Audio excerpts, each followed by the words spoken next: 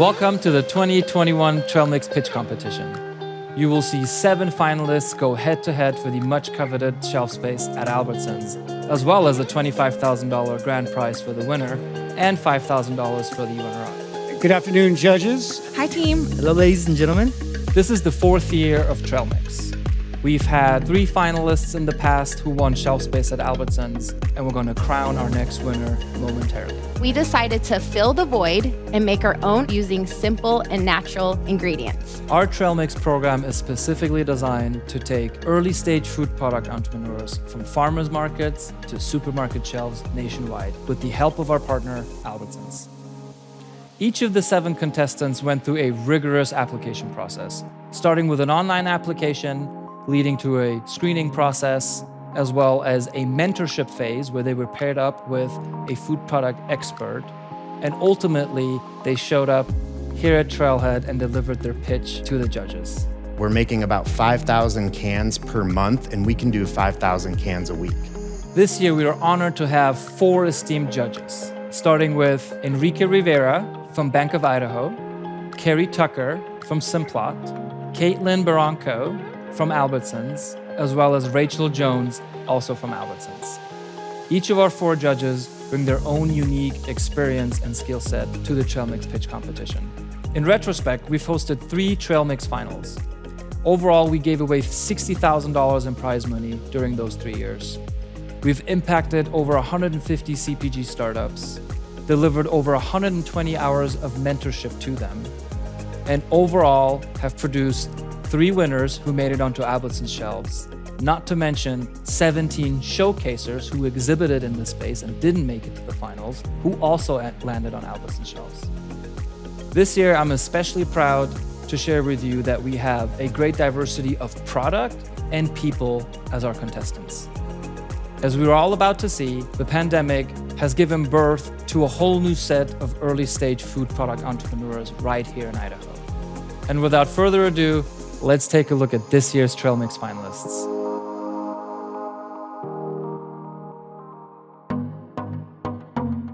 I've never been a potato chip person, so when my husband came to me with the idea to make chips from the potatoes we grow on our farm, I was like, why would we do that?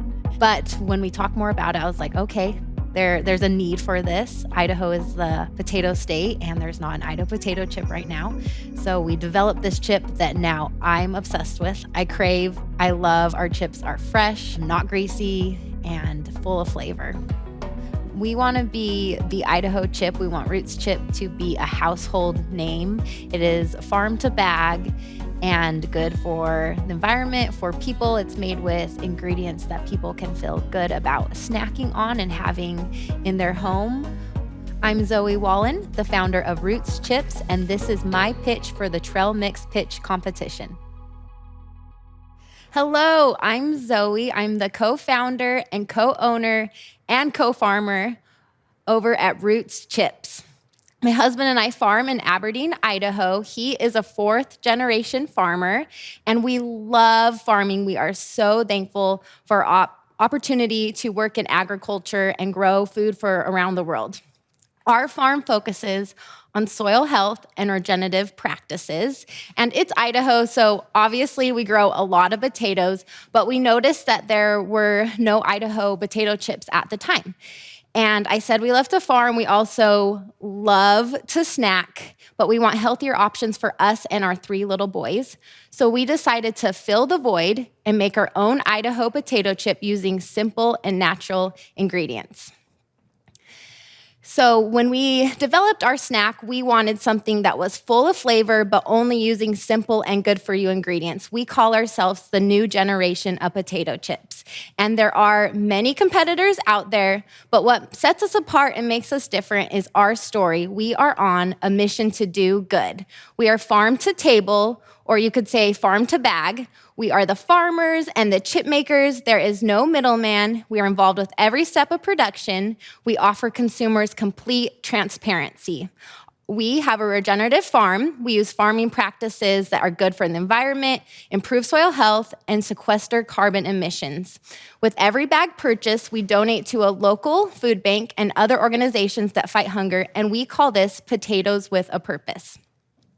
What also sets us apart is our product. We are also on a mission to snack good. We're Idaho preferred, and everyone knows you cannot beat an Idaho-grown potato. Our taste and quality. Can I be honest with you guys? I was never a potato chip person. That was until we created a product that I love, that I crave. Our chips are not greasy. They are fresh and full of flavor. We also have unique options. We use a variety of types of potatoes and have a variety of flavors and have our organic options. We use simple and natural ingredients, and we really pride ourselves in using ingredients that people can feel good about snacking on. So let's take a closer look at our product. Roots Chips is natural. When customers turn the bag around to read the ingredients, they will recognize all of the ingredients listed. We don't use anything artificial. Organic, all our potato chips are grown using regenerative practices. We have our certified organic options. Specialty, we have unique options like our sea salt purple chips and our russet chips. Healthy potato chips. Potatoes are naturally rich in potassium and copper and other nutrients, and we cook these powerhouse root vegetables in expeller pressed sunflower oil. Local, we are Idaho preferred and offer consumers a local snack as well as businesses. And our flavors, we have your more traditional options like barbecue, mild jalapeno, sea salt and vinegar, and then more unique flavors like hot potato, cracked pepper, purple sea salt, which is made with our purple potatoes, and then dark russet sea salt, and then our organic options come in purple sea salt, dark russet, and our original sea salt. When we think about our target customer, we think of someone like Molly the millennial. She's active and always on the go. She wants better for you snacks for her and her family. Her snacks need to completely satisfy her cravings. And as a fellow millennial, I know that 90s kids love to snack, and she also wants to keep her kids happy with good snacks. We also think of Gen Z George. He's young and discovering the world he is a part of. He wants to know how his food is grown, and the company that he is supporting has a mission to do good. The cool thing is that our chips also appeal to a wider audience. The traditional potato lovers' taste buds will be more than happy with our bold flavors. The support we've received locally has been amazing. When we've worked so hard towards something, those little emails that come in from happy customers mean a lot. Here's a picture of Randy, a happy customer who just emailed us this week when he was so excited to find our chips in Walmart. Our target customer is looking for that local product. So our focus has been really on locally owned grocery stores, sandwich shops, and eateries. We also sell our snack size bags online with a subscription option. Here's a picture of our chips in Walmart in Pocatello. We're in 6 locations, and Blue Rock Farm Market over in Twin Falls. And in this picture, you can see how cool our bags look on grocery store shelves. We also focus on sharing the behind the scenes of our farm. On the back of our bags, we invite consumers to come follow us along on our social media platforms where we share all about our farm with pictures and even some funny videos. We offer consumers complete transparency and bridge the gap between how consumers' food is grown and how it ends up on grocery store shelves. And we are quite likely the only potato chip company that can say that we do this, that we can show every step of how the potato is grown and the agricultural practices used on our very own farm. So on our website, we have a store locator page. I screenshotted it and put it on here where consumers can go and find a store near them. And our bags come in 3 different sizes. We have a snack size in a 1.375 ounce, which goes really good at sandwich shops, eateries, delis. Our organics come in the 5 ounce, and our larger bag is the 8 ounce bag. Oh, oops, I'm not sure how this slide got in here, but the slide before shows where we want to be, where we are, and then this slide must show where we want to be. So we officially launched in March, and since then we've gotten a lot of chips into happy snackers' hands. Potato chip sales were $7.7 billion in 2019 in the US, and a 2020 Potato USA report showed that chip sales were up 9.3% over the previous year. And a survey showed that 6 out of 10 consumers are wishing for healthier chip options.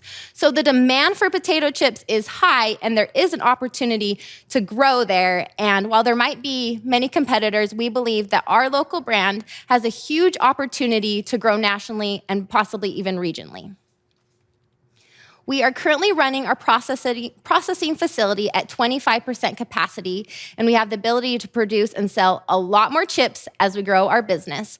Our farm supplies the potatoes for our chips. They are available year-round, and our ingredients, like seasonings and sea salts, are sourced locally whenever possible. And for the future, we see an opportunity to grow regionally, if not nationally, and diversify into other farm-to-table snacks. Like everyone here, we have our eye on the prize. Shelf space at Albertsons would be a pivotal growing opportunity for Roots chips, and that prize money would go towards automation to improve efficiency and capacity. So myself, my husband Lad, and 4 awesome part-time employees make up our team. I'm a former labor and delivery nurse, and now instead of focusing on the health of my patients, I focus on the health of my family and growing our farm and growing our potato chip business. Lad is a 4th-generation Idaho potato farmer. I'm pretty sure that dirt and hard work are mixed in his blood. He studied agricultural business in college. We are so excited about this and this business that we've grown straight from our farm. We ask you to help us make Roots Chips a household name. I'm excited to hear your questions and your thoughts on our chips. Thank you so much. Hi, Zoe. Hello. This is Carrie, and I had a question. First of all, your purple chips are delicious. I've been snacking on them, and I can't stop. So thank you for that. You mentioned that your plant or your facility is running at 25% capacity now. If you were to grow that closer to 100%, would your farm still be able to supply all the raw materials, or would you have to branch out? Yes, at full capacity, we would be able to supply all the potatoes. We're currently doing about 10,000 bags a month, so that would be 40,000 bags a month, and we would easily be able to supply those potatoes. Zoe, great presentation. Thank you. I'm curious, they all taste great. What has been your best seller so far? My personal favorite is our purples, and that is our most requested, and I also love our salt and vinegar. And that has also been a popular one. And barbecue has been a big seller as well. What was your favorite? Great. I like the hot potato, I gotta say. It is hot, it's spicy. We're excited about that one. I think compared to the other hot chips out there, I think you have a great tasting chip right here with this hot potato. Oh, wonderful, thank you. We've put a lot of work into it, and that really makes us excited. Zoe, Rachel again. How do you choose who you partner with for local food banks or charities? Since we've only been open since March, we haven't done a ton. We were doing just all state food banks, and now we are picking one every 6 months. And so we find one that aligns with our values and that the money will go help fight hunger.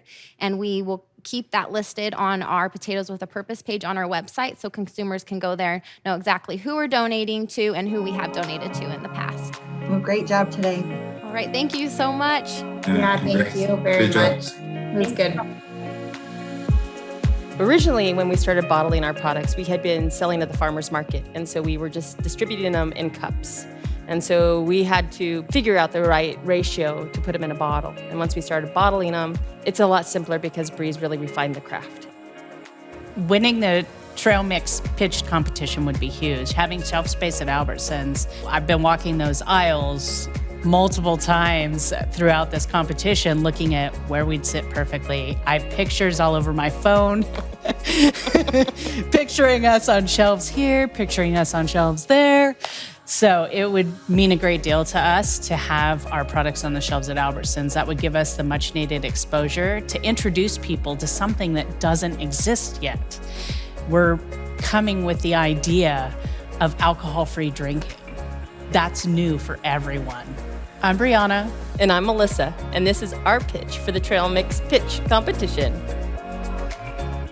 Hello, everyone. I'm Melissa Nadzu. I'm the co-founder of Free Spirits Beverage Company located here in Boise, Idaho, where we specialize in no alcohol cocktails. Our Free Spirits journey began one spring day in 2019 over conversation with our friends talking about who makes the best Bloody Mary in Boise. Bree and I at the time were already in the bitters business, making shrubs, syrups, and our own drinks for private events when we were discussing what our next steps would be.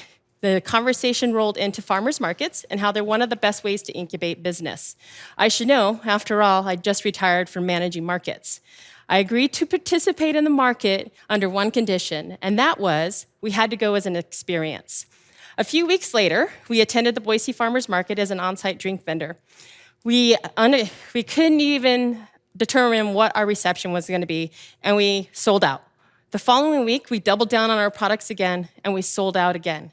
We were so successful that we started making take-and-make kits so that our customers could enjoy at home what they were enjoying with us at the market. And then we naturally grew into bottling our free spirits so they could be shaken over ice and enjoyed straight from the bottle. And here we are. So the problem is alcohol. Alcohol is imbued in almost every aspect of American culture, from calming the jitters on a first date to Friday night happy hour with friends. Not drinking can make you feel excluded. In the past, when people didn't drink, it was assumed that they had a problem with alcohol. Now, more and more people are stepping away from the dominant drinking trend, and so much so that there's a 2019 Nielsen survey that states that 66% of millennials are now trying to consume less. There's enough people that are not drinking that a new beverage category has emerged, and that's no-proof and low-proof alcohol, also known as NOLO. The NOLO market is only 3% of the alcohol market, but it's going to grow to 34% by 2024. The US non-alcoholic drinks market is expected to grow to $415 billion in 2021 with a 5.3% increase each year, according to IWSR, the leading global alcohol beverage analysis firm.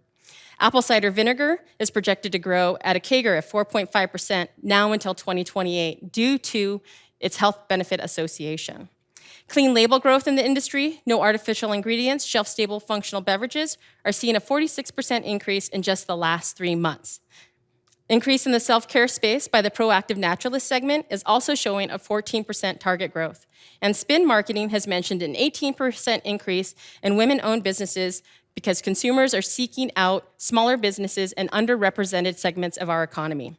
So for us, all of these point to us being on the right road. So what's the opportunity? We're the first Boise-based business to specialize in zero-proof cocktails, and we make all the ingredients. We build drinks based on shrubs and oximals, basically drinking vinegars, with ingredients sourced from our local farmer friends and sweeten them with organic sugar or local honey. The idea is you can enjoy a no-proof cocktail straight from the bottle. And if you choose, you can add your favorite spirits of choice and imbibe with a fantastic cocktail. Good for you and good for your guts, too. Free spirits are better for you functional beverages meant to be enjoyed at all levels. Because apple cider vinegar is our base, not only do you get the probiotic benefits of apple cider vinegar, but at its core, it's apple juice, also known for its high polyphenols and vitamin B3. So a boost for your immunity, your digestion, and your brain function. And at the heart of what we do, we're locavores. We believe in our community and supporting our local farmers. The majority of our ingredients are sourced here in the Treasure Valley, with some ingredients coming from California and Oregon, with farmers that are joining us at the Boise Farmers Market every year. Our farmers use best practices, mostly organic, items not grown in the Pacific Northwest. We source from Mountain Rose Herb, a small, socially conscious organic company in Oregon. We use ingredients that are in season, so they're at their peak flavor, and the benefits are passed on to our customers in their drinks. Healthy soil, healthy crops, healthy drinks, bringing temperance back into fashion. These are our free spirits: Luke Perry, Rose Cosmo, and Smokin' Melissa. All apple cider vinegar based, all shelf stable. Luke Perry hints of smoked pear, ginger, sesame, and guajillo pepper. Rose Cosmo has a little mulled cranberry, fresh lime juice, and flower power syrup, and rose water.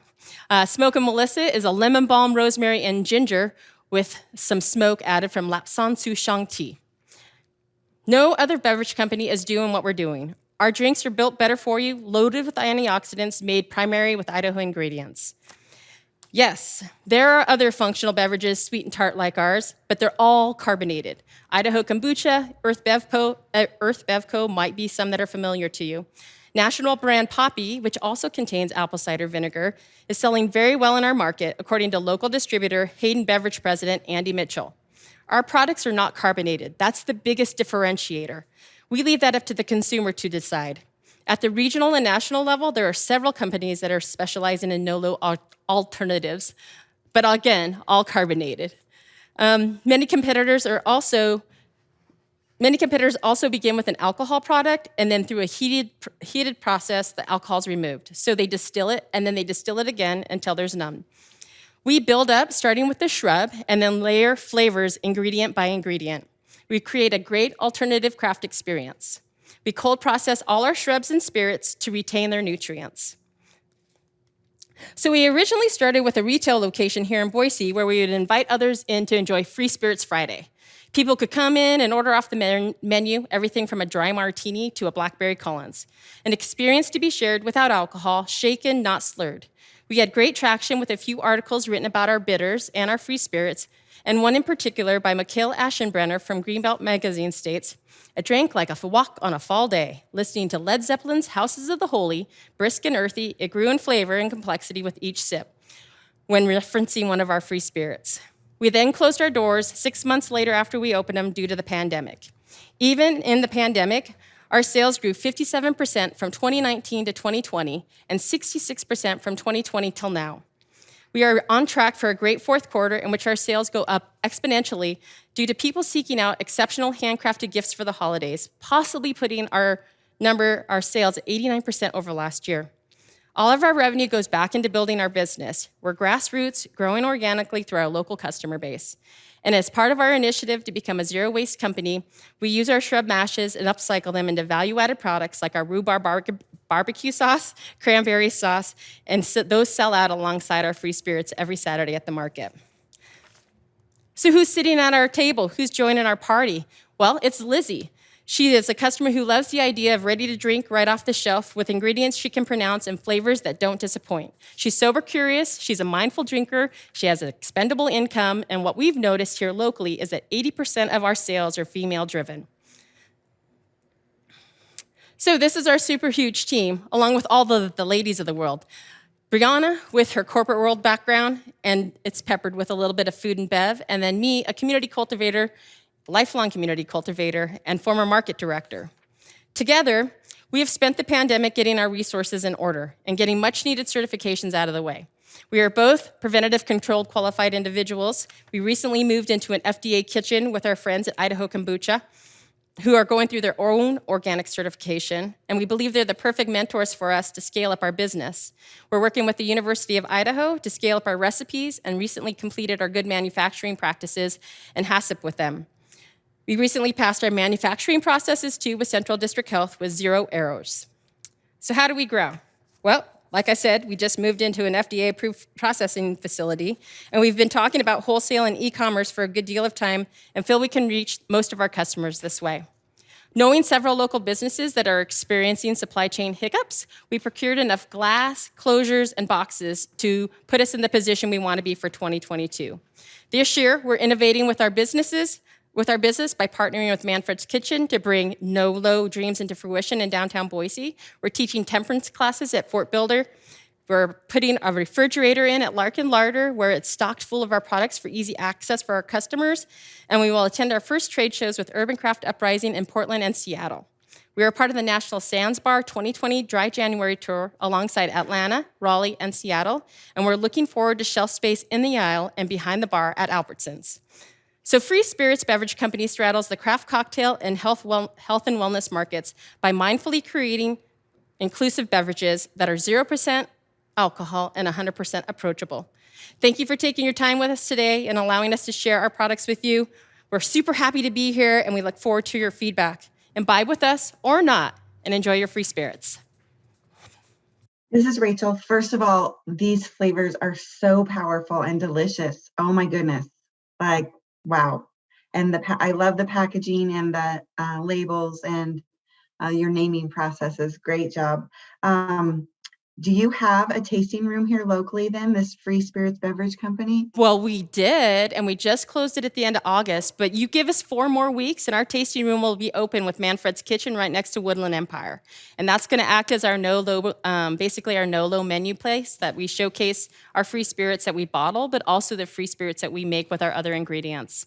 Free spirits is just one aspect of what we do.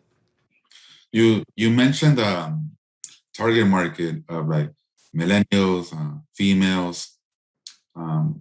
Is that your niche, or how are you gonna promote this to everyone? To everyone, get on the Albertsons shelves, e-commerce. And it is really female driven. A lot of it is female driven is what we've noticed. And yes, so currently we're at the local level and we're ready to scale up. So we would be expanding. We're ready to hit it hard here in the next month with going to the trade shows in Seattle and Portland. And I mean, we can do demos and things like that, except for we really feel like people should just, here you go, try a sample, right? We can give you samples, you can try a sample, but not necessarily like this, but like a sample to take home with you. Yeah, I think that the best way for us to target our audience is just getting in front of them in more places. So I love your marketing. So 2 questions. One, is there any significance to the mermaid? And 2, that's Ione. Are these images protected? Are they? That image was created for us by an artist friend. It's actually a sigil that says mixology is medicine because we believe in plant energy and magic and what it can do for our bodies. It's kind of a ode to my grandmother. So we started as a bitters company and her name was Ione. And Ione is actually a sea nymph. And so the story goes, me and Bree, so the Ione bitters story goes, me and Bree were trying to come up with a name for our bitters company. And I threw out, well, what about Ione? And she goes, like Ione Sky? And I was like, yeah. And so if she would have had a daughter, her daughter would have been named Ione. And my grandma's name can be pronounced Ione or Ione. And so that's where Ione came from. And then we gave Ione to our friend Holly, and we told her what we wanted her to create for us, and she created the mermaid. And now the mermaid is known as Ione. Love that. Great story. Thank you. Thank you, everyone. We super duper appreciate you listening to us and learning about our product today. Before I could even sell a single chorizo, I had to put in 2.5 years plus of just work. And at any point, I could have quit. I could have said, this isn't worth it. This is taking too long. This isn't what I want. This isn't what I envisioned. But, I use my parents a lot as an inspiration, and knowing what they had to go through being immigrants coming to this country. We don't have any family here. Like all our family's back in Spain, right? Just everything they had to overcome, learning the language, learning the culture, learning customs, all that stuff. The challenges that I had to face, I feel like in relation to what they had to go through is a lot more manageable. And so the fact that I'm even sitting here and I got a dry cured chorizo product out that's being bought, it's being sold, I'm selling it in different parts of the United States, and it says 3 Sisters on it, that's incredible. For me, that's really incredible. I'm Jaime Fernandez. I'm the founder of 3 Sisters Artisanal Meats, and this is our pitch for the TRAILMIX Pitch Competition. Good afternoon, judges. My name is Jaime Fernandez. I am the founder and owner of 3 Sisters Artisanal Meats, and we are from Boise, Idaho. So to give you a little bit of background on the company itself, my mother and father are from northwestern Spain. They're from the provincia of León, which is, again, in the northwest corner of the country. They both came to the United States in the 1970s. And when they came, they brought their tradition for making dry-cured Spanish chorizo. This is something that's actually been in my family for generations, going back longer than I think anyone really knows how far back. And I named the company, where the name comes from is, my mother is one of 3 sisters, and it's really her family that provided the recipe that we use to make our chorizo. And then my father, when he came to California, he was a sheep herder and a cowboy. And the first ranch he worked on in California, in Northern California, where I grew up, was called the 3 Sisters Ranch. So it's a combination of honoring my mother, my father, and then also just our family heritage and legacy and being from Northwestern León. in terms of what also provided me the inspiration to make this chorizo, growing up, I've been making chorizo my entire life since honestly I was about 3 or 4 years old.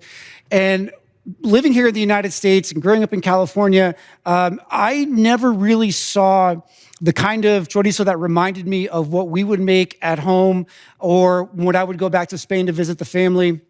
The kind of chorizo that we would enjoy. So I wanted to bring to the United States the most authentic, true to tradition chorizo possible.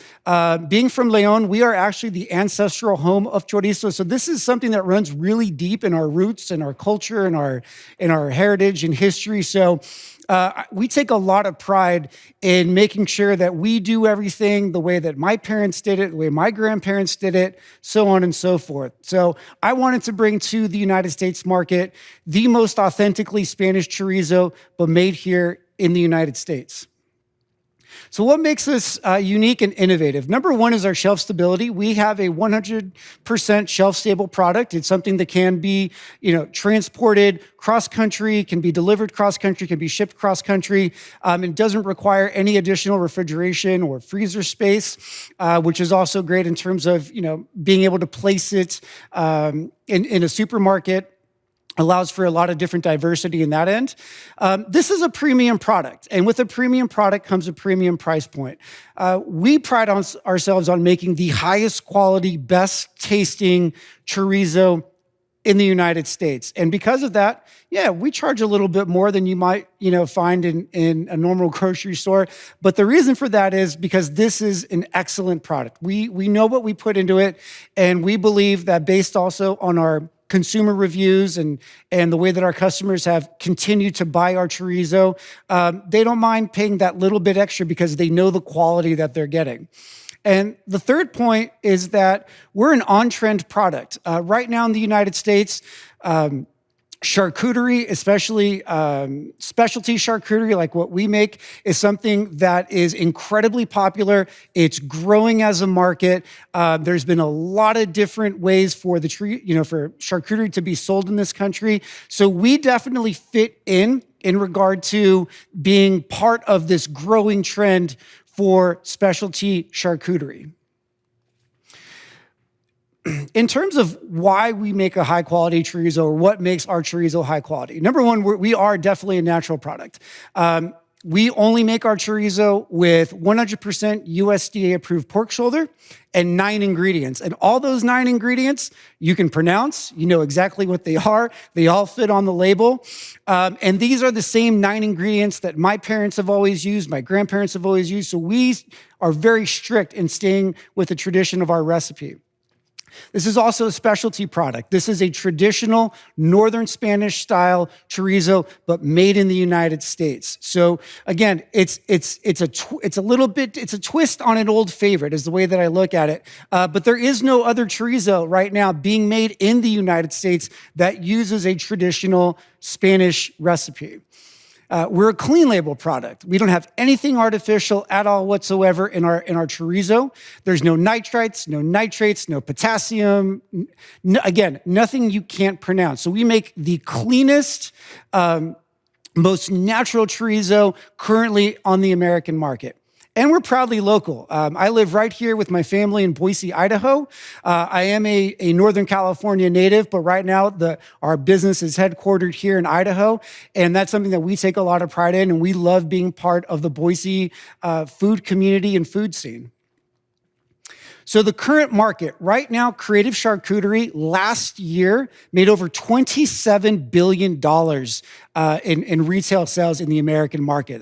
It's a huge market. And it's actually been named a top 10 food trend for this year. It has made almost 16% in dollar gains versus 2019. So we're really catching the wave at the right time in regard to how our product fits into this particular market. Between October 2020 and September of 2021, we produced almost 2,000 links of dry cured chorizo. And the way that we price it is $7 for a wholesale link of chorizo.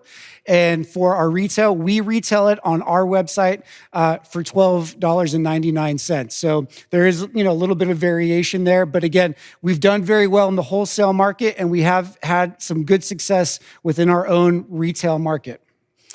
In terms of pricing and placement, again, our wholesale cost is $7 a link, which comes out to $84 per case. There are 12 links in a case.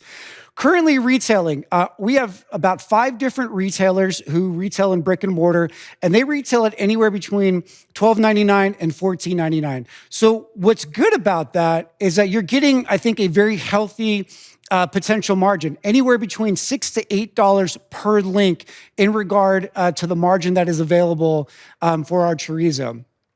In terms of production and aging, it takes us anywhere between 35 to 38 days to make, fully cure, package, label, and have a case of chorizo ready. And that's industry standard. And we like having it probably a little closer to 38 days than we do 35, but that's typically our calendar.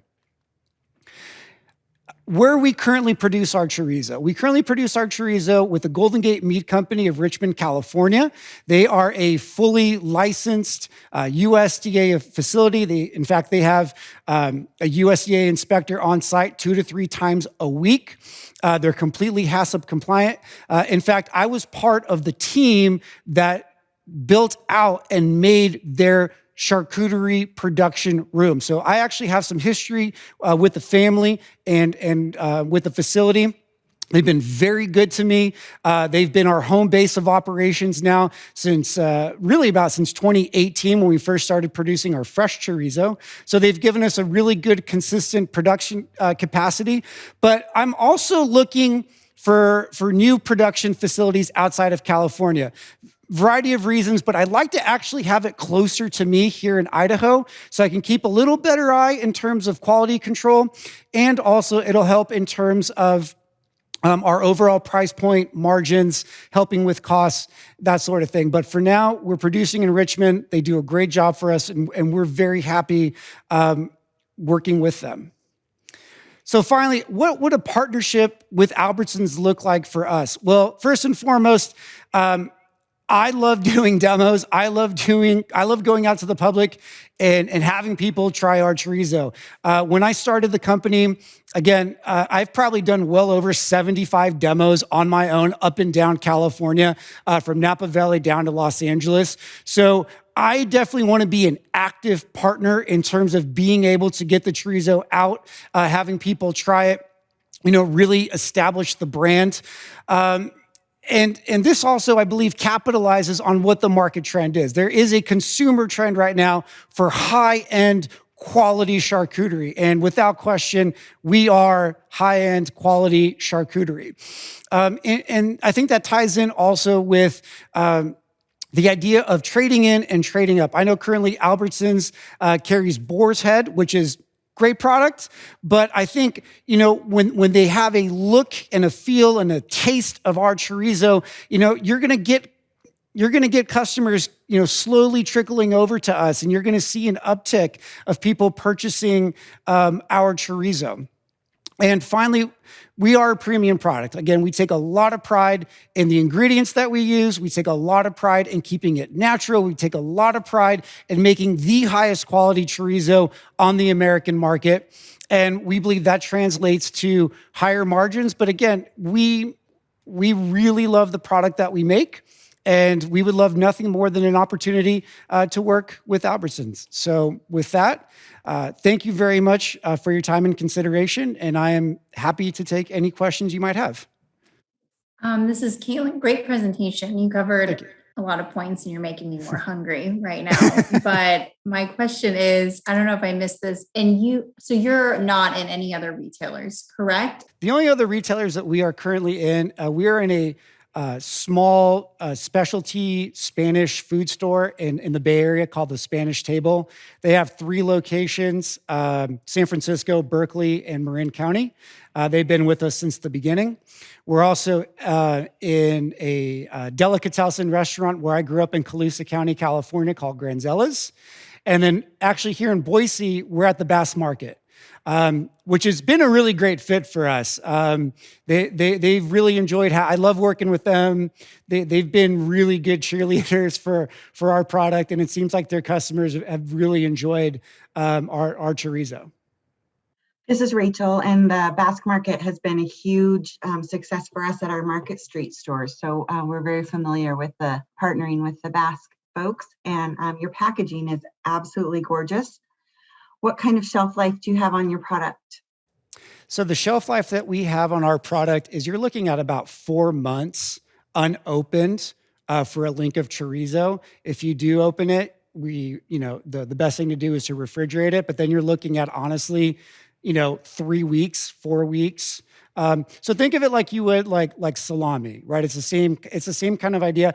We might actually have a little less moisture than a traditional Italian salami does, but we have really great shelf life. I've been able to ship via our wholesale.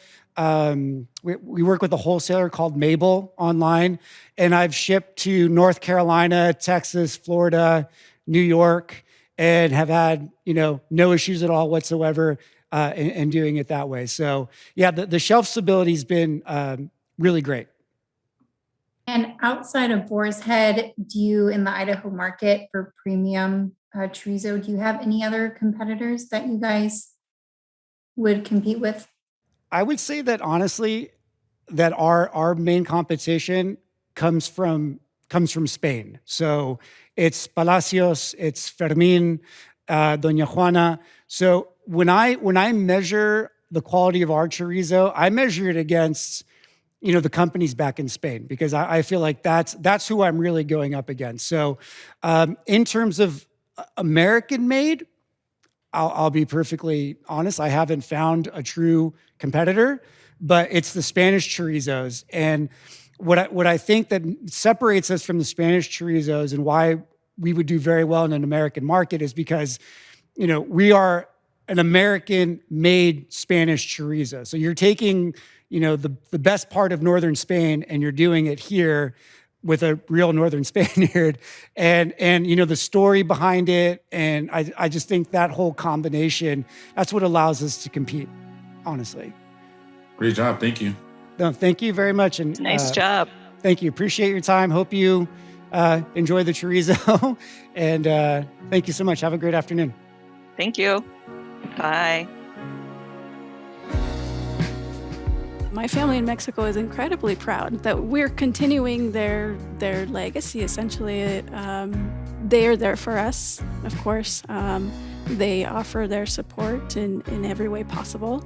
We're always reaching out to them and, asking them questions about this or that, because they know the business, they know the salsa, obviously, they know how it's produced and all that. And so it's so amazing to have them as a resource whenever we need them. And yeah, they are proud of us that we're doing it. I saw this as a huge opportunity for us to get in front of Albertsons execs, get our product in their hands, and to have them try it is huge for us. It's an amazing opportunity, and I'm so happy that we were able to do this. I'm Allison Corona, founder of Chicano Foods, and this is our pitch for the TRAILMIX Pitch Competition. Hello, my name is Allison, and I'm the founder of Chicano Foods. Chicano Foods is a family-owned gourmet salsa company based in Boise, Idaho. Our signature salsa matchas are inspired by traditional family recipes used in Mexico to this day. We have a rich heritage and passion for food in my family. My mother's family started their own salsa company in Mexico 20 years ago. Their name is Pionero Salsas Mexicanas. Today they have 50 employees and produce salsa for thousands of Mexican families every week. Their success has been an inspiration to us, and we hope to grow our company while treating our employees like family, just as they have. 3 years ago, I lost my husband to suicide. It was a heartbreaking loss that shook me to my core. As I processed my grief, I began to ask, what I wanted for myself moving forward. And then 2020 happened. And the pandemic and the murder of George Floyd changed me. It made me realize what I had always known, that this country struggles with racial injustices every day. I just never stopped to realize that I could do something about it. At the time, I had a career as a photographer and a social media professional that a lot of creatives would be envious of. And yet I knew that it wouldn't allow me to do the community work that I so desperately wanted to do. I understood that I might be able to make a decent living for myself, but I couldn't help my family or my community in a meaningful way. And that's when Chicano Foods was born. I quit my job in January of this year, and with the emotional support of my mother and my two sisters who are on the screen there, and the money that I was saving up for a home, to buy a home, I started Chicano Foods. Chicano Foods, to me, the word Chicana means a lot. This little quote on the screen says to be Chicano means to have been moved by social injustices to the point where the person sees it as his duty to fight wrongs wherever they may be found. So our product is Salsa Matcha. Salsa Matcha is a surprising blend of rich, nutty, spicy flavor with a perfect touch of sweetness. The combination of ingredients is unlike anything that you've tried, and it's absolutely addictive. It comes from Veracruz, Mexico, on the Gulf Coast. Veracruz was colonized by the Spanish in the 16th century, and the combination of Spanish, indigenous, and African cultures created many unique foods that are not seen anywhere else in Mexico. Not only is our salsa unique, it's healthy. It's made using 3 very nutritious seeds: pumpkin, sesame, and sunflower. It has peanuts or cranberries. We have two salsas, olive oil, garlic, and dried chilies. There's no added preservatives and no added sugars. We started selling our salsas at 34th Street Market in Garden City on July 31st, and we sold out our very first day. Our customers raved about the taste, the versatility of the salsa, and the clean ingredients. By mid-August, we added the Caldwell Farmers Market to our schedule, and then we did 266 jars in August, and then sold 360 jars in September. Our salsas are not just for chips, so they can be enjoyed on so many dishes. We love to put it on salads, eggs, avocado toast, ramen, tacos, and even ice cream. According to Statista, 218.1 million Americans used store-bought salsa in the United States in 2020. The figure is projected to increase to 224.6 million in 2024. And Salsa Matcha is gaining popularity in the United States. Foodies have started to talk about it, write about it, and seek it out. An article in the New York Times Magazine called it the most valuable condiment in 2020. Our direct competition is currently in larger metropolitan cities. The major difference is the oil that they're using. All but one of these companies on this list are using canola or vegetable oil. We know from the research that olive oil is a superior oil for good health, and our customers understand that. So Don Emilio's is the only one on this list that is importing their salsa from Mexico, and they're charging $8 for a 9-ounce jar, and they're using vegetable oil. Chile is based out of New York. They're charging $18 for a 9-ounce jar, and they're using canola oil. Macienda is based out of LA. They're charging $18 for a 10-ounce jar, and they're using grapeseed oil, which is another higher quality oil. Our customer, meet Sophia. Sophia is a 28-year-old orthodontist, single mother of 1 dog, who loves to travel. She is a health-conscious food lover. who is always looking to be surprised by something she hasn't ever seen before. She reads the New York Times, the LA Times, Food and Wine, and Eating Well. She follows the ACLU, the Human Rights Watch, and the PBS on social media. She is passionate about social change and volunteers her time at the YMCA in their educational and leadership programs. She understands that her money holds power, and she spends it on brands that are making a difference in this world. Sophia is not alone, and we're here to work with Albertsons to see how many more Sophias we can reach. I appreciate your time, and thank you for giving us this opportunity to share our product with you. I look forward to your feedback. Thank you. Hello. First of all, this product is absolutely unlike anything I've ever had before. It's delicious. And your presentation, I want you to pack me a lunch every day. So thank you. Absolutely, just beautiful. Earlier in your presentation, you talked about you sold 266 jars at the markets. How would you ramp up your supply, and what does your shelf life look like if we were to bring it into, let's just say 30 stores to begin with? Second question, one more, sorry. And then where would it live in a grocery store to you? Where would you like to see this product? So we're currently sharing a space with another food company. We currently make 145 jars a week and 580 a month. We could, with a bigger kitchen space, we could make up to 800 a month. Shelf life would, the cranberry one has a shorter shelf life. We're currently saying it's 6 weeks, but we haven't tested it. We're working on that. And then the peanut one is a lot longer. There's nothing in there other than like the olive oil that would go bad. So, and then the last question, I'm sorry, was where do I see it? Probably with like the specialty jams and stuff or charcuterie boards. This is Enrique. Hello. Great presentation.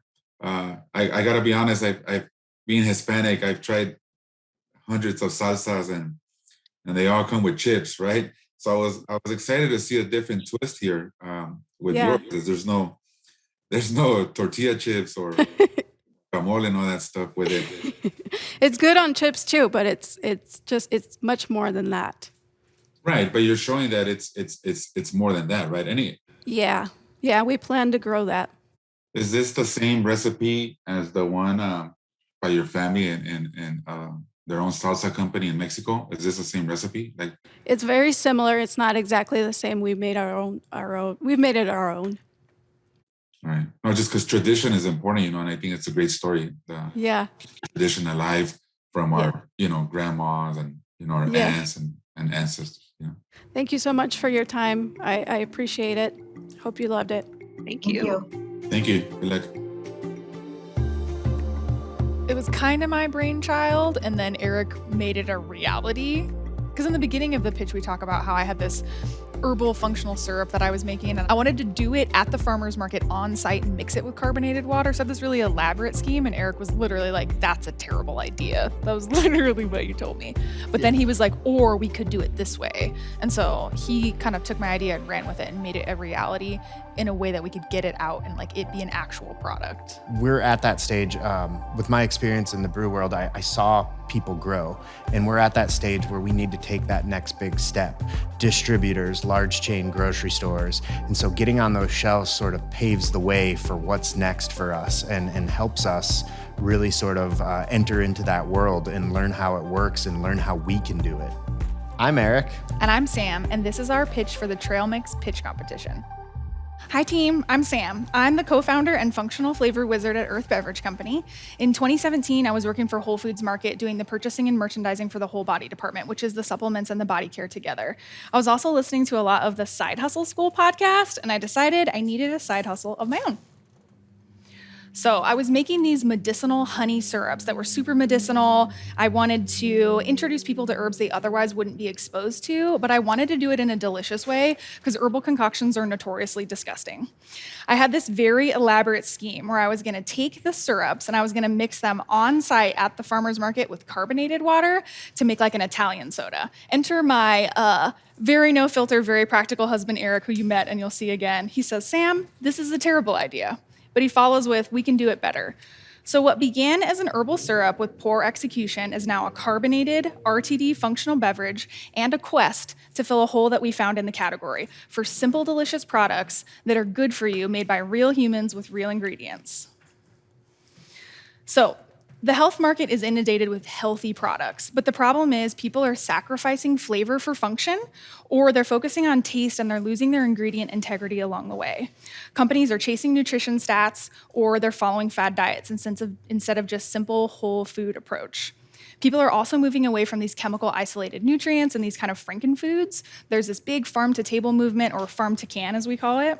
This I know you've heard of. There's also a big zero proof sober curious movement going on.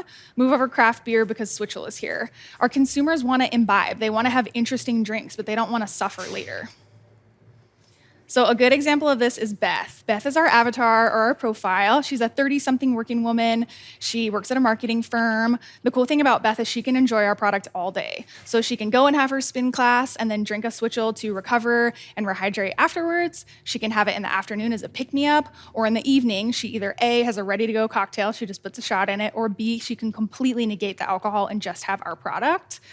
There's also another subset of people that we serve. After the last 3 years of direct-to-consumer sales in farmers markets and events, we've realized there are other people that benefit from Earth. So these people I'm going to tell you about are like legit, actual consumers of ours. So we have Dustin, and Dustin is the engineering student and gamer. He drinks our products while he's studying or leveling mages, whatever nerds do. And then there's Mimi. Mimi is our favorite sober curious consumer. She's the fiddle player of our favorite band, and she's new to sobriety. So we actually ship cases of product to wherever she's going to be, so she has something to hold in her can so people don't ask her awkward questions about if she's in recovery. It also helps her to stay on track. And then we have Holly, who is like the archetypal mom, and Holly doesn't let her kids eat anything processed at all. Her kids literally only drink Earth Bevco. Our products are medicinally minded for the holistically curious, and so are our consumers. They have a diverse set of needs, and we have the solution.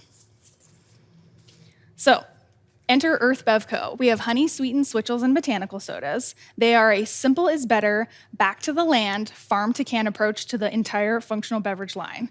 No refined sugars, literally nothing artificial, never alcohol. We're a logical replacement for sports drinks, for sodas, and for chemical-laden zero-cal products. Our Switchels in particular is what we're known for, and they're based on a 17th century of what was the Gatorade of the time. We call it America's OG functional beverage. There's 1 tablespoon of apple cider vinegar per can in our products, organic honey, apple cider vinegar, and then whatever fruits or roots we put in there. The cool thing about Switchels is that we're converting the kombucha consumers within the category to trade in and trade up for an electrolyte drink that is prebiotic based, that's less funky than kombucha, has no refined sugar, no caffeine, and not even trace amounts of alcohol. This quote that's up here is by Dr. Axe. He's a well-known, he's a chiropractor and functional medicine doctor, and he's saying that kombucha is going to have to move over because Switchel is on its way, and we're here for it. So here's some of the category stats. So the functional beverage category is obviously booming right now. It reached $125 billion in 2020, and it's projected to reach $217 billion by 2028. Our particular segment, which is the health and well-being segment, is the fastest moving within that. So now you're curious, you want to know where you can get us. These are just a few of the places. We actually have 50 retail partners right now. You can get us in bars, we're in restaurants, coffee shops, we're in quite a few break rooms around town. We're a really great grab and go. We also do grocery. I'm just going to highlight this really quick. So our velocity at the Boise Farmers Market is really excellent. We have 120 units a week between the 2 co-ops. I'm just going to leave that there so you can soak that in. Here's some fun things for our trajectory for the year. We've sold 70,000 single unit cans from January to September so far, just this year. This we're very proud of. In 2020, we launched an e-commerce site to help us navigate the pandemic. We currently have 114 monthly subscribers. Idaho, which is our home state, is obviously our biggest market. California is a massive market for us, followed by Oregon. So, and this is a fun trend for us. So in 2019, we were making around 90,000 in sales. In 2020, we were around 100,000 in sales. We had a big scale up, and so far year to date, we're at $256,000 in sales. So we sell single unit cans that MSRP for $4.99, they're 16 ounces. We also do a 4-pack that MSRP's at $15.99. And you're wondering, how do we get these products to our people? Literally any way that we can. We drive trial with tons of events. We're very active in our community. We make a ruckus on the social channels because we know that if we can get the product into people's mouths, we can get it into their baskets. This is the team. This is it, the two of us. So I'm Sam. I'm a master herbalist. I studied both Western herbalism and Chinese medicine. I studied nutrition at Bowman College. And then I spent 8 years in the health food sector. I worked for both natural grocers and Whole Foods Market. But I could not captain plan this project without my husband, Eric. Together we're the dream team. I'm gonna toot your horn for a minute. Okay, Come. thanks. You're welcome. Eric has a master's in biology. He studied culinary arts at Johnson & Wales. He has a decade of experience in production of beer. He worked at Odell Brewing in Fort Collins, and then he most recently worked at Payette, our very own Payette here. So he is a master of production and operations, and his flavor formulas are amazing. I'm gonna let you explain the more technical side. Okay, thanks for letting us trade off here and following along with us. I'm gonna talk to you about our current production facility, how we source our ingredients, and then sort of finish out with a little bit about what our plans are for the future. So, this is our production facility. It is in Garden City. It's a 1,900 square foot facility that we bootstrapped ourselves. By looking at the picture there, you can see a whole bunch of really cool equipment. That white thing over there in the corner is our reverse osmosis unit. So we're able to take that fine Garden City water and make it even better.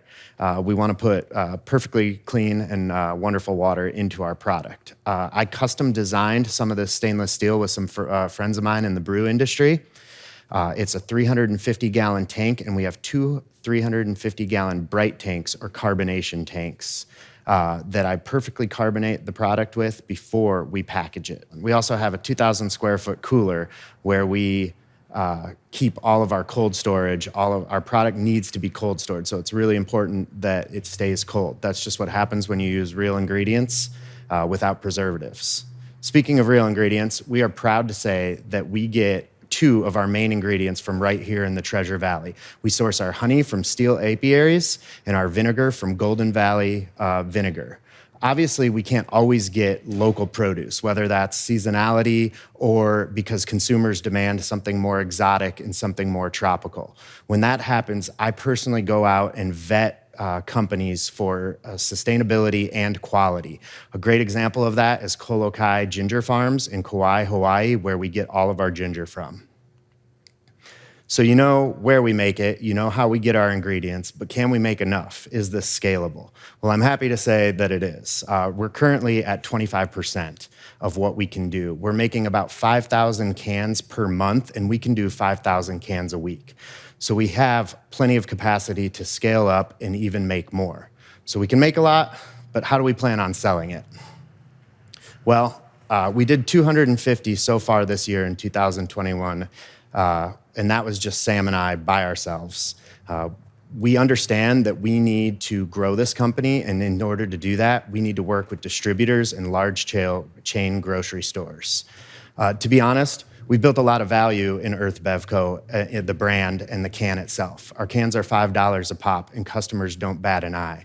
Because of that, we feel like we have a lot of pricing power, and as we move forward in these relationships, we're gonna really be able to have a mutually beneficial relationship with both distributors and grocery chains. So, if we win, what we want to do with our funds, we want to hire a sales rep because we're going to need help.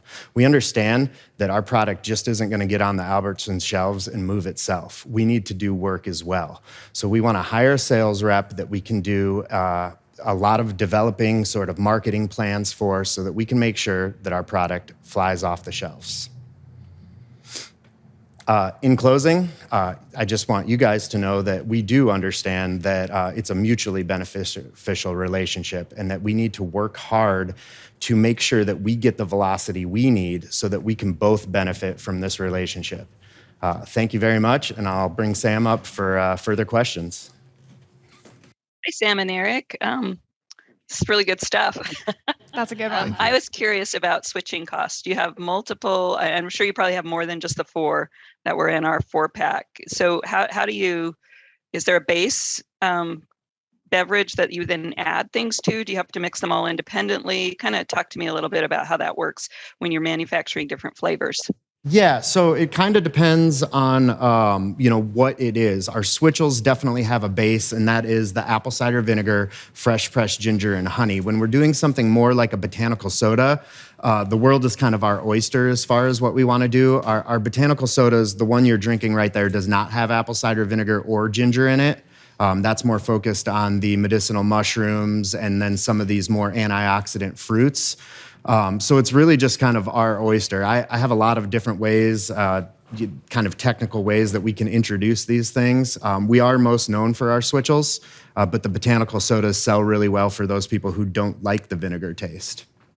This is Caitlin. Sorry if I missed this, but what is your shelf life? Because these obviously have to be cold. So I'm assuming that they would probably, what would your idea be on where these would be housed? Like I'm thinking like, would they be in the kind of the produce area with the other kombucha drinks? Is that your thought process? Yeah, we generally are on the shelves right near the kombucha. One of the great spots for us is right next to the Kavita, which they do an apple cider vinegar product as well. They're owned by Pepsi, I believe. But when you put us right next to them, people understand that and they trade in and trade up for our product. We are right now currently at a 90-day shelf life. Once the product is purchased, essentially that's more based on my flavor profile. I think that the flavors start falling off after 90 days. And that's something that in the future, I think that we're very willing to work with developing, further and trying to figure some of those things out. Have you thought about a glass bottle versus a can just due to the aluminum can shortages we're having? Does that raise your cost up quite a bit right now? It would. The reason we go aluminum, I know there's been a little bit of a shortage. We haven't had a problem yet. I know some people have. The can, it's just more recyclable, especially here in Idaho. I don't know if you know this, but we don't really recycle our glass here. It all goes out to a giant pile in the desert. So we just feel like in some ways that can be more sustainable. Also just shipping, if we wind up being regional and we're going other places, throwing pallets of glass on, it's heavier, it's more costly for those kind of things. So we just feel like cans is the better way to go. Plus the experience of popping open a can's more fun than opening a bottle. Yeah, it's just better. Thanks for spending your afternoon here. We appreciate y'all. Yeah, thank you. Thank you. Great presentation. Thank you. Thanks, guys. Cocoa Bombs' biggest inspiration actually came from Ferrero's Kinder Egg. It was like the hollow chocolate shell that you eat, and on the inside was this plastic toy that you broke open and then built together to make a little toy. That concept really stuck with me, and so I had this sudden urge to go out and create something. And really that day, all the forces in the universe, I guess, joined together, because I remember scrolling through Instagram and I was coming across a lot of hot cocoa. It was starting to get cold. And then next thing I know, I saw like bath bombs, and it really just led to the invention of Cocoa Bombs. The name actually came just from those bath bomb videos, and then, the hot cocoa. And once I ran the different names I was testing, Cocoa Bombs was really the one that just stuck out to me.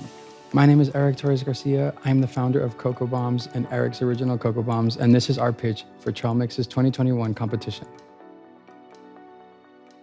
Hello everyone, my name is Eric Torres Garcia. I'm the founder of Cocoa Bombs LLC and the inventor of Eric's Original Cocoa Bombs. All right, so I'm gonna get right into it because there's a lot to cover in such a short amount of time. So hot cocoa was actually a product that was invented around 500 BC by the Mayans, and it's a product that's pretty much stayed consistent over centuries. Not a lot's really changed about it. You go to the grocery store, walk to the hot cocoa aisle, and you'll see a couple different flavors, but they're all in one shape, which is powdered. So there wasn't really a problem that existed, rather an opportunity that was discovered by Cocoa Bombs. And this is really where the magic happens. So essentially, we created an entire disruption in the market.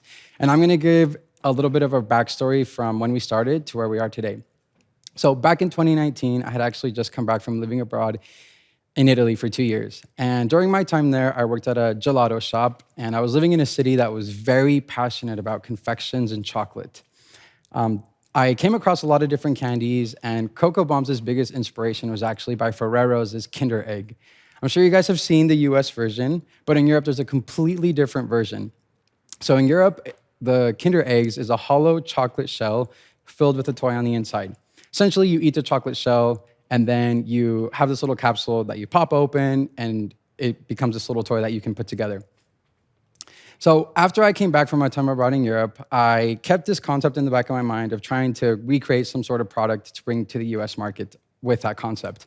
I took a job in accounting, and I was actually pretty miserable doing that. The workload was not that great, the hours were long, and I didn't really like the numbers in front of my screen all day.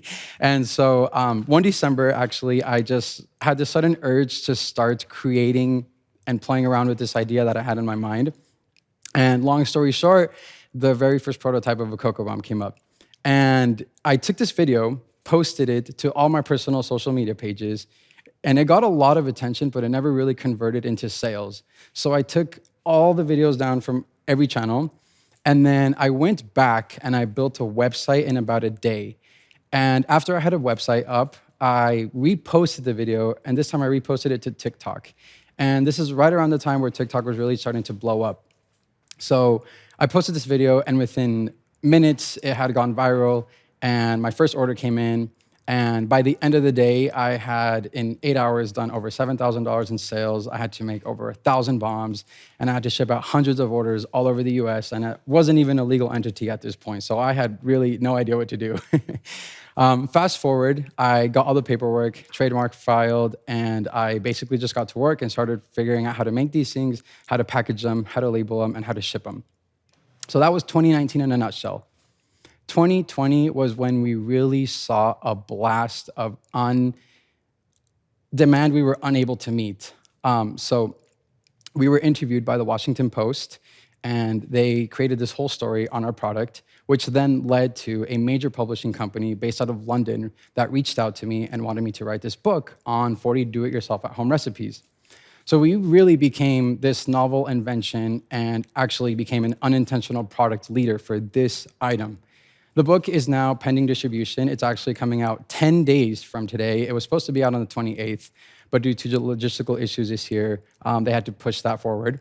But it's being distributed all across Canada, the United Kingdom, Australia, and the US, and all major English-speaking countries, Walmart, Target, Barnes & Nobles, and a few other bookstores. So there was really a lot of innovation waiting to happen in the candy industry, and this is what took off. We're at about 20,000 followers on our TikTok, and if you Google who invented Cocoa Bombs, you'll see my name pop up. So with this, though, really came a lot of expectations, and actually, I'm very proud to say that since the very first day I invented this, I kept the product with making it with very high quality premium ingredients. So currently, all of our bombs are naturally flavored. We use an SQF supplier. Our chocolate is also SQF supplied. So we're actually a part of the Cacao Horizons Foundations. And this is a program that our supplier uses to improve the livelihoods of cacao farmers in underdeveloped countries. And it's sourcing sustainable and ethically sourced products. So this is the healthier product because it contains better for you ingredients. We use 100% real chocolate, all natural flavor additives, and this is something your conscious consumer is going to buy for their kids, grandmas, grandparents, friends, families, and loved ones. All of this, of course, really wouldn't matter if it was not made in Idaho. So we actually make our plastics within a 1.5-hour radius in Idaho of Boise, and our boxes are actually also sourced within a 2.5-hour radius of our new manufacturing facility in Blackfoot, which I'll get into in the next couple of slides. And we make, mold, and package everything out of that facility as well. So we've had a lot of people breaking down our doors to try to get their hands on our products. This is the order they've reached out to us. So 2019, we had Sam's Club wanting to put an order with us. And then followed by that, we had Costco Canada that wanted to place an order with us. And then we also had Kroger reach out to us early spring this year to have our products put on their shelves all across their stores. We've also had a lot of smaller retail chains and big retail chains as well that have reached out to us over the past couple of months to have a private label opportunity where we make the items and they sell them under their name.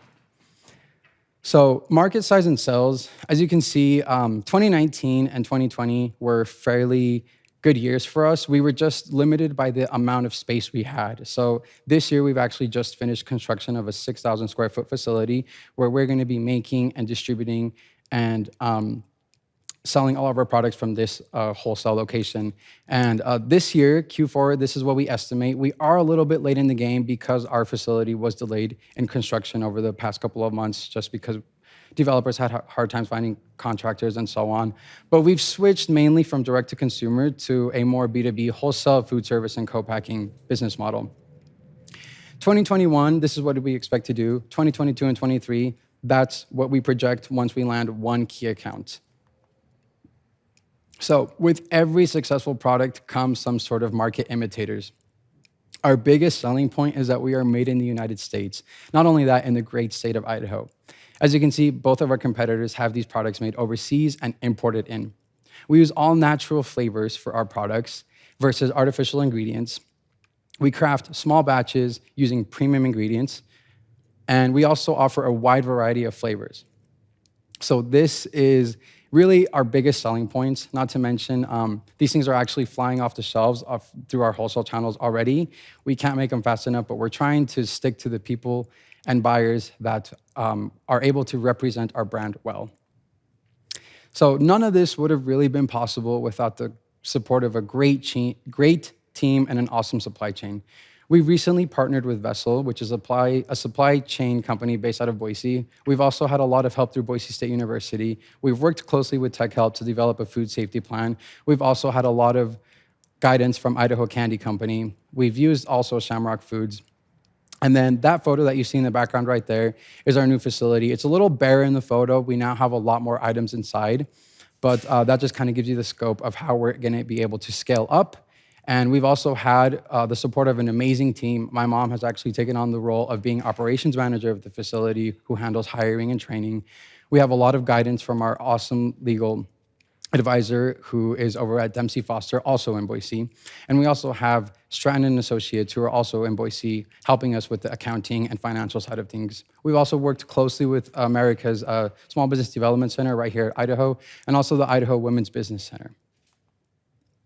So we really hope that these are some products that can land on Albertsons this holiday season.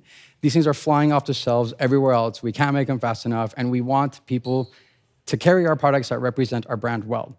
I've played around with a lot of ideas on how we can go about marketing this opportunity. Perhaps we could do a meet and greet and so on, but I'm hoping you guys have enjoyed the samples that I sent out your way. And now's the time for questions, and if you guys have anything you'd like to ask, feel free to do so. Hey, great presentation, Eric. Thank you. I have a 11-year-old daughter and a 17-year-old daughter, and TikTok fans, like super ecstatic to see this product, and they had to see the whole procedure and the explosion, so that was great. But I'm curious, what about your product's great packaging too, by the way. Thank you. Have you had any? What about with like coffee companies, right? Like, Yeah. you know, coffee is Yeah. a big deal right now. Yeah. Coffee companies, some obviously the big ones, nationwide, and those are usually year round. Mhm. Is something that have they had any interest in you? Yeah. Product that they can offer year round. You know what I'm saying? Yeah, actually, so we've been contacted by some fairly large companies all across the US. There's been a couple tea companies, some coffee restaurants that have reached out to us to start working and developing on a product that we would be able to carry year round through their channels.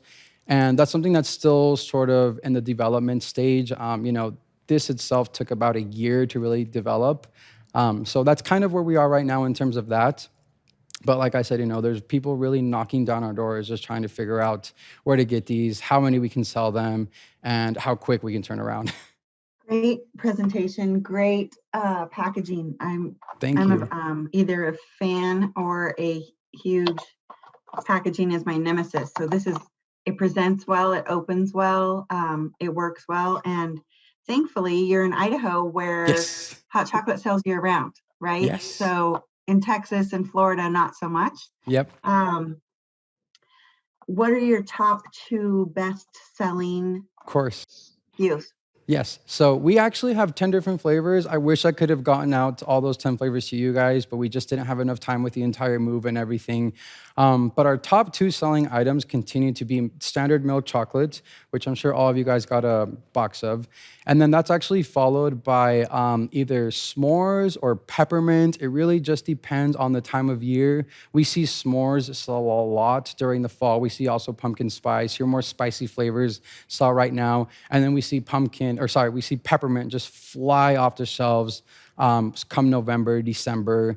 January, we start to see milk chocolate sell again. But milk chocolate sells 4-to-1 compared to everything else that we have on our product offerings right now. That's including corporate gifting, coffee shops, bakeries, and so on, retail chains. That's really what they love to carry. Yeah, I love how it says, because sometimes not every packaging says this, but I like how the back says in the heart of Boise, Idaho, right? Yes. So it's like we can really put that local tag on there. Yeah. It just resonates more with it. Yes, exactly. Yeah, and I'm really proud to know that everything started here in Boise, and I still have a lot of my advice, legal counsel, CPAs, business development center, my mentor, Idaho Candy Company that I work with, all here in the local area. All right, thank you so much, everybody, for this opportunity, and I look forward to hearing back from you guys soon. Great job, Eric. And it tastes great, by the way. Thank you. Yes, cheers. Thank you. I guess to avoid being the same product that's already out there, the idea was, how can I make a better snack? What does that mean? What does that look like? What do I want it to look like? What does that taste like? What will that smell like? And then one idea became another, and one moment became another moment of, wow, this is really cool. Could I make it better? Oh, that's really nice. What can I do to keep it this chewy, but make it, but not too hard, not too soft, and it went from one to another of flavor, of smell, of taste. Sometimes it was too much spice, and it's always evolving and it's always changing. And then eventually being okay, I feel good with selling this experience of this flavor, whether it's pineapple or mango. And I love hearing from people's different opinions, because at the end of the day, when they pay you, when they say thank you, this is amazing, that in itself is worth every minute that I spent creating this. My name is Juan Morales. I'm the founder of Naughty Fruit, and this is our pitch for the TRAILMIX Pitch Competition. Hello, ladies and gentlemen. First of all, thank you for having me here. I'm very excited, a little nervous, but more than nothing, super excited. Just happy to be here. My name is Juan Morales, and before we get into Naughty Fruit, why technically we're here, let me tell you a little bit about myself so you have an idea as to why Naughty Fruit, in a sense. There's about 6 items there: family, community, nutrition, growth, legacy, and love. And a couple weeks ago, I was able to analyze myself, the business, and I was reminded of a couple things. I took a semester of business abroad in Lyon, France. It's known for one of the best places for food in France, in Europe. Depends who you ask. My tradition is I am traditionally from Mexico, first generation Boise State alumni. First to do a lot of things in my family. First to go to France and go to school. And so I took a semester in France to go to school. And I love to eat. We all love to eat. And what I got most out of that experience was not only our Latinos, also very family-oriented, but the French also like to share experiences and life around food, wine, fromage, bread, cheese. And it reminded me that the intent into why they do what they do with the cheese and the food and the drinks and wine was always an intent of love, passion. And so at times it's not so much as to how complex the items are. It's more of it was made with love, made with attention, made to unite communities, made to gather, and made with love. And so I came home, went to school, I finished school, excuse me, and then that stuck in my head for a while. A couple years later, in front of you, there's a photograph of my family. A couple siblings are missing there, but it's my father, my mother, my sister, my brother right there. And we run a small company called Morales Homemade. We sell tamales. And of course, we also sell fruit cups. As you can see in my mom's hand, that's mango cups. And so I still got stuck with like, what can I do? Because my parents do the tamales and my siblings help out. But it's like, what can I do that could be my creation that I can share with the world? A little bit of my family. How can I unite community? How can I create something that's nutrient dense? How can I grow it? What can I be proud of when I create something, and then it can outlast me? And then of course it's got to be made with love. So Naughty Fruit became a thing, and along the way, it's part of who I am. All this embodies me into a bag of dry fruit. Well, the dry fruit. So let's get started with Naughty Fruit. There's a couple issues, I guess, in the world of dry fruit where we're all used to the whole trail mix stuff, not considering the program, but the actual trail mix brands and pumped up sugar that they add, for longevity. It's been quite a few years that anybody has ever made anything more than what it is. Either it's simple, okay with flavor, or it's very, very chocolate with sugar. It's super sweet, not the most palatable.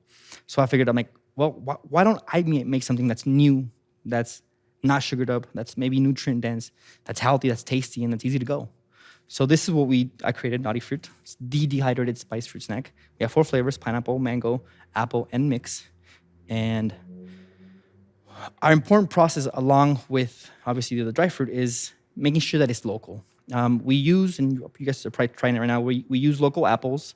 I'm holding a bunch of pears right there from Sim Farms, which we use in Marsing there. Obviously, we don't grow mangoes in this area or pineapple, so we use what we can that's local. Part of the community is be involved with community, support community, process products for community, and of course, the freshness is a big deal. The next process that makes it special is the cutting. The cutting and the dehydrating are cut a certain way for certain experience. They're dried a certain way. I think a lot of you guys have heard what's considered as raw. And so in our world, we like to do it at a low temperature. The raw concept is like from 105 to 115 degrees Fahrenheit. It depends who you ask. But that area allows you to be able to dehydrate in where enzymes don't get cooked up and where it still becomes nutrient. And so that's part of the process that allows Naughty Fruit to be unique and tasty and delicious. The next aspect, where you guys mentioned, obviously, quality is important. It's important to us as well. We use all natural fruits. This is where simple is best. Keep it simple, keep it delicious.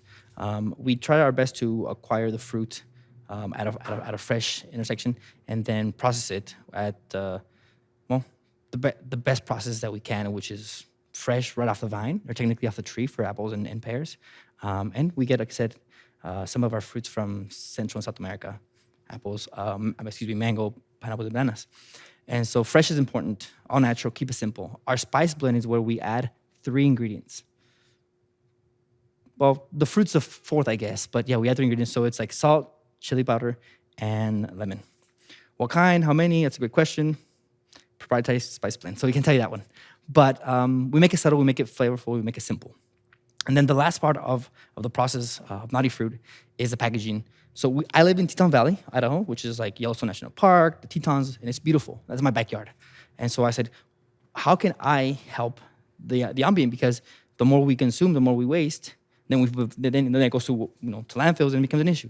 So as soon as I could, I started to identify packaging, and biodegradable was something that we're not going to change. We want to do it biodegradable.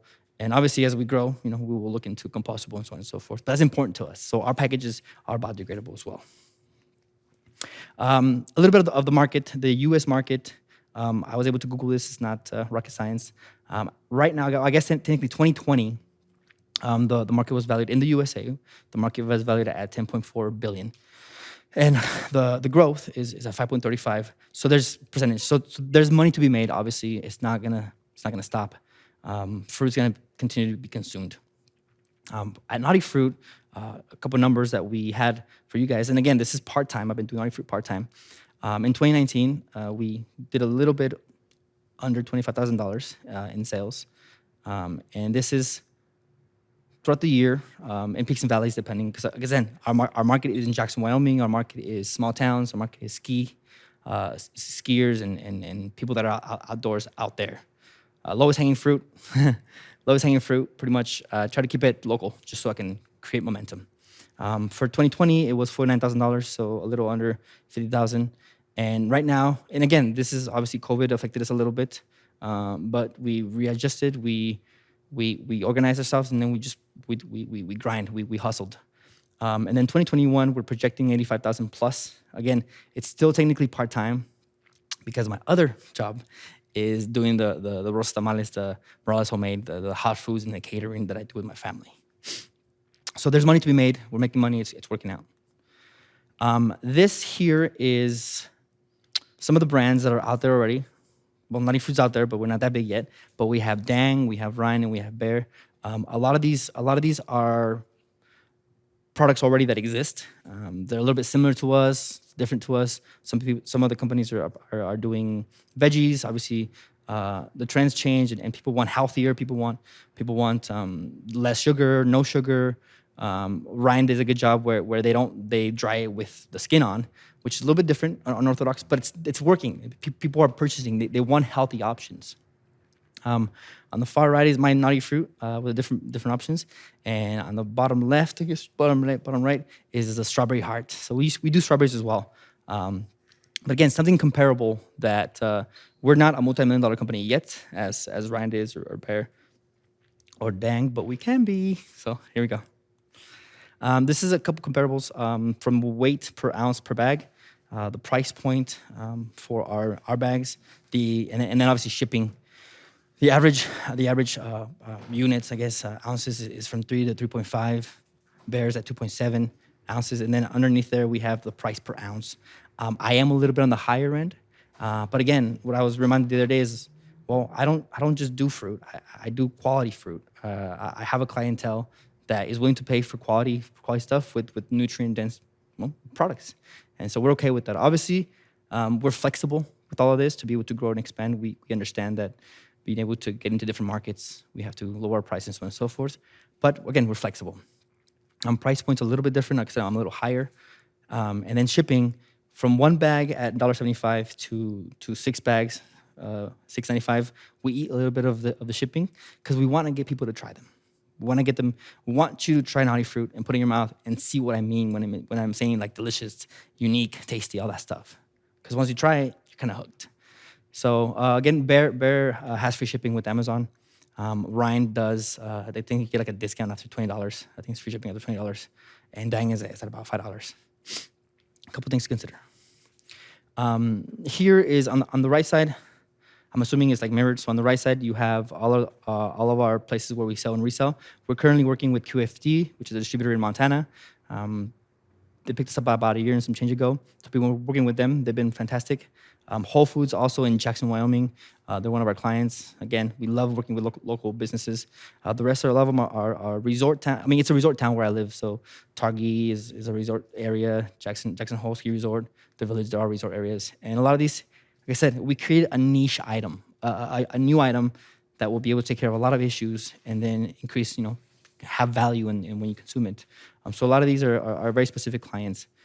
The square footage that we have right now in our shop is 650 square feet. We're using 40% of that for Naughty Fruit, including the storage. The other 60% of that space is used for catering for my family business, which again is Morales Homemade. But again, we're ready to scale up. Everybody's on board. And then before I forget, my clients, the people that we're trying to make this for, the Naughty Fruit, is myself. I'm Latino. I'm considered Latinx. Generations growing up here, backgrounds in spices. The Gen X, the Gen Z, the Americans that are growing here with culture, with variety, with diversity, with spice. Those are the people that I'm going for. Obviously, simple ingredients, health conscious, clean eating, and obviously no added sugar. And so I believe my next one is, why don't you guys let me know, and I would love to eat naughty fruit with you guys together. And this picture is obviously one of your shelves here at the Broadway store. And the one thing that's missing is something local. There's a lot of companies there, but I would love to work with you guys. And that's me. Thanks for your time, guys. Any questions? Thank you. That was a great presentation. And frankly, I really like your product. One of the things that's always steered me away from dehydrated is what you mentioned earlier, how extremely sweet it tends to be. And I think that your spice, I'm not sure what is, but whatever the spices you put on it is a really nicely counteracts that sweetness. And it's really quite good. Of your competitors, I'm not very familiar with them. Are any of them doing something like that with the spice? I believe Bear is doing apple chips, and I believe they add the traditional cinnamon and whatnot. They dehydrate, but they also bake. But it's more of a chip concept. I guess who here hasn't had chips with cinnamon and sugar on them, or apple chips and stuff. So they're doing that as well. Could you tell us a little bit about your margin in percentage? You are one of the higher priced products, but roughly what is your margins? So at the moment right now, in the last, I've started to buy bulk. As you saw, I started to buy a pallet worth and so on and so forth. So the last time my margins were about 72%, which is nice. I haven't done a full throttle study on the breakdown of what my apple costs now, as opposed to my apple. I'm buying apples by the bin here at Sims, which significantly reduces my price. And that, like I said, I had to sit down and go over that just to get specifics. A lot of this was done in the last 2.5 weeks presentation. So I've been just trying to focus on, one, getting product done, for my clients, and two, getting this presentation done. But I'd be happy to sit down with my accountants and break it down specifically, because I would like to know as well. Yeah, but it sounds like you have some flexibility there if you had to mess with the price point. Thank you. Of course, thank you. You can always go. It's easier to go down in price than to go up, from what I keep hearing. So we're flexible. We're very flexible. So all of it, we're doing it. So Juan, great presentation. Thank you. I opened the mango. It's my favorite. And I gotta say that when I opened it and took the smell, just like a fresh cup of mango sliced with the tahini, with the little powder, right? Yeah. Great job, great taste. Packaging is also very attractive. Thank you. So great job with that. Do you plan to? I see you have like mixed fruit, mango, pineapple. How many different variations do you have altogether? Sure. At the moment, we created 4 because Brolums was asking us for 4. QFD, everybody was asking us for 4, and like I said, I'm learning as I'm going, and I said, okay, I'll buy what I can, and we'll build. The initial was 2 or 3 flavors. I didn't know that people wanted more, so I started with 4. I would love to add a banana one. Banana seems to be surprisingly popular, and it's a really good margin, and that's our foundation. What I'm trying to do as well is, once we get settled and we have a foundation of these flavors, I've been working on what we call super naughty fruit, where we consider adding super spices, turmeric, sage, cinnamon, and increasing obviously nutrients to a snack. Because how many kids love taking those little pills that we give them? It's not fun. But when you add a little bit of cinnamon or a little bit of turmeric to pineapple, you're giving them extra nutrients. And so we're trying to do the super naughty fruit.